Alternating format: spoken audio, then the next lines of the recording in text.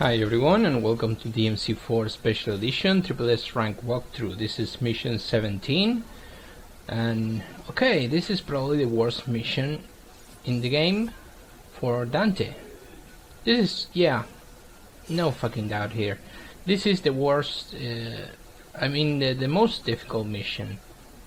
Yeah, no doubt. And it is all made a lot tougher because of the boss of Agnus. I actually think it's called Sanctus. No, not Sanctus. Wait, like something Agnus, because it has evolved, right? Whatever. What the fuck ever. The requirements: 25 minutes, which is impressively short in comparison to the previous chapters. It's not actually that permissive for you to fuck around in the level, and it is a longish level kinda, and 17,000 points in style, and the points are also big in the requirements. So this is all around a difficult mission, but as I said before, it is all made more difficult by the fact that the boss fight is simply fucking annoying as hell. This is the worst, one of the worst bosses I've seen in video game history. Like that tells you everything, right? Why is he so bad? Well, it's because he's beyond your control. You know why I like so much the Souls games and Bloodborne and Demon Souls? Because they are kind of more difficult games than normal, like Fallout 4 and whatever the fuck, any name you want to pick that is not an indie roguelike game. They usually hold your hand, and or they have difficulty levels for your preoccupation and straining mind, so you're not really giving a game that you're just going to go crazy about it. Well, the Soul series and Bloodborne, especially Bloodborne, because Bloodborne is really not holding your hand at all. And maybe Demon Soul. Demon Soul is probably the most difficult of the Soul series. But I'm just rambling. The point is, I like the Soul series that much because the bosses are fair. They are usually fair, not counting the DLC of Bloodborne, the old hunters. Really, let's just not count that. But usually, all the From Software bosses are fair. And what is more important about fairness is that when you learn to play these games, when you learn to play Dark Souls, Demon Souls, Dark Souls 2, even Dark Souls 2, and Bloodborne, when you learn the patterns of these bosses, you can fight them and you can kill them, not with ease, but you can follow the strategies to kill them. You can follow, you know what they do. So if you are good at the game, if you have spent time with it, like Devil May Cry as well, and many others, and you know how to move around, you can even defeat Ornstein and Smough, which is probably one of the hardest bosses in the entire franchise of Dark Souls, or the hardest, with relative ease, if everything goes as you intended, because you bait attacks and then you get those attacks and then you dodge them or you punish them and you beat the boss. You know the tactics, you know the drill, you know the plan. You go there with a plan, and you get it done. You cannot go against Agnus with a plan. You just have to go.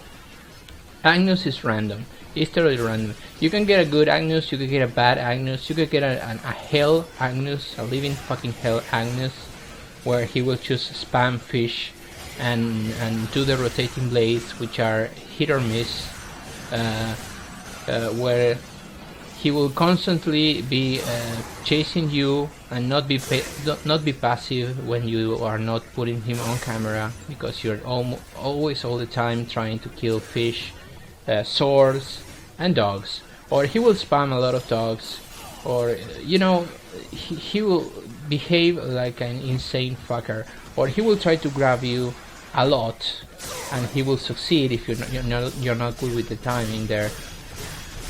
Or he will constantly go to the middle of the room and do that drain HP thing, that if it actually connects you're dead.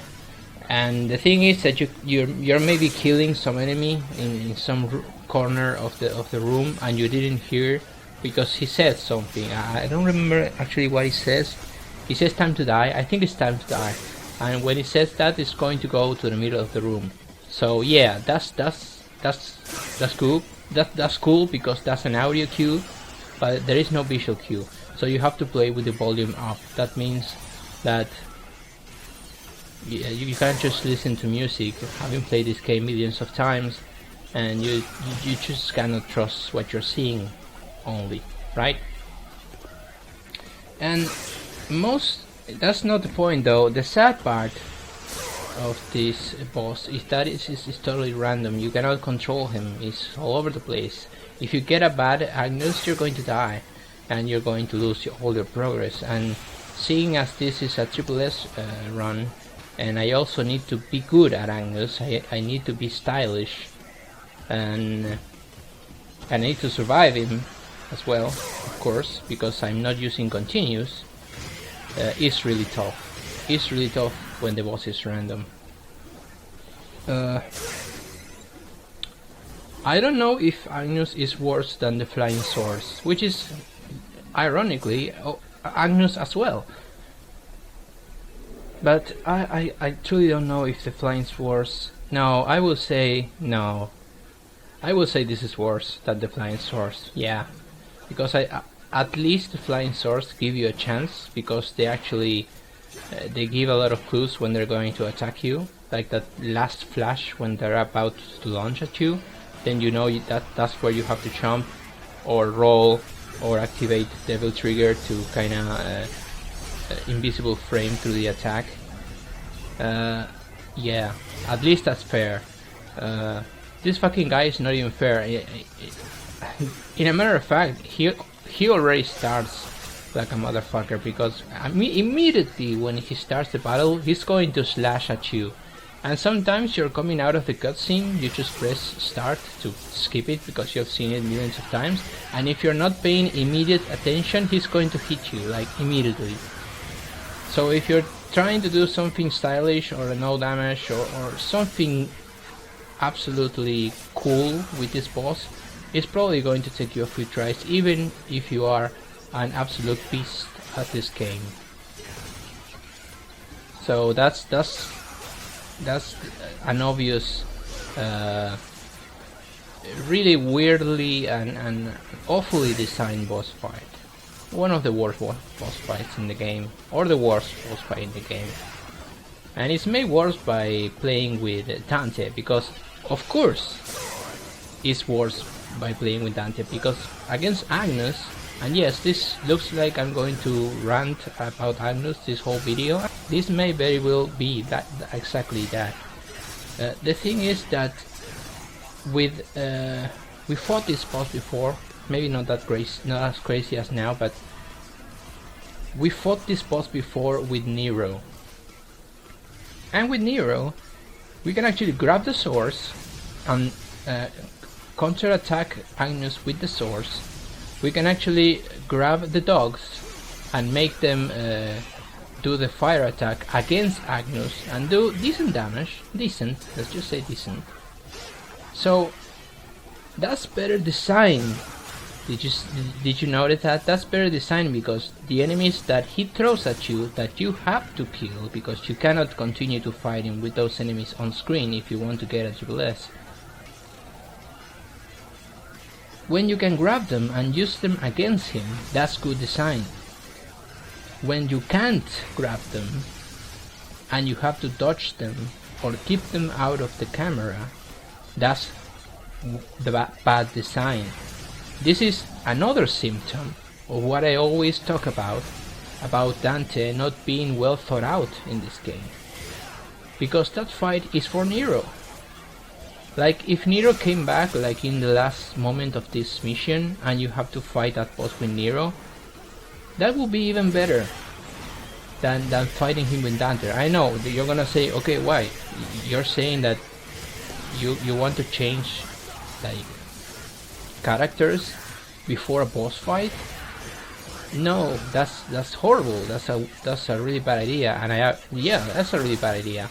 But a worse idea is to put enemies that are grabbable and you can use them to counterattack Agnus while he's off camera, and then put a character that can grab them.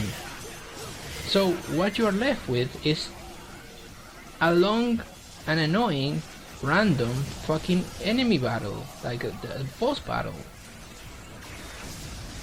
And I can't stress enough how much I dislike the game and the enemies when we are fighting with Dante. The game just is this. The game is this with Dante. Like, if you're playing on normal difficulty or even Son of Sparta maybe, you can do whatever you like. You can even put Swordmaster and never change Swordmaster in the entire game and just go through the game with the sword. If you're going above that, you have to learn to fight with Dante. And what is the technique of fighting with Dante? Well, using the spin with the sword and then doing real impacts. How else are you going to kill this fucking dude fast? Because this is the thing, what I said in a previous video, I don't remember what. You have to kill Agnus and every other boss as fast as you can, because you're always on a timer against the boss. You're on a timer against yourself, because it's just a matter of time until you fuck up in some way, and that fuck up could cost you the entire level again. So playing with Dante ultimately make us be a longer time in that boss battle arena.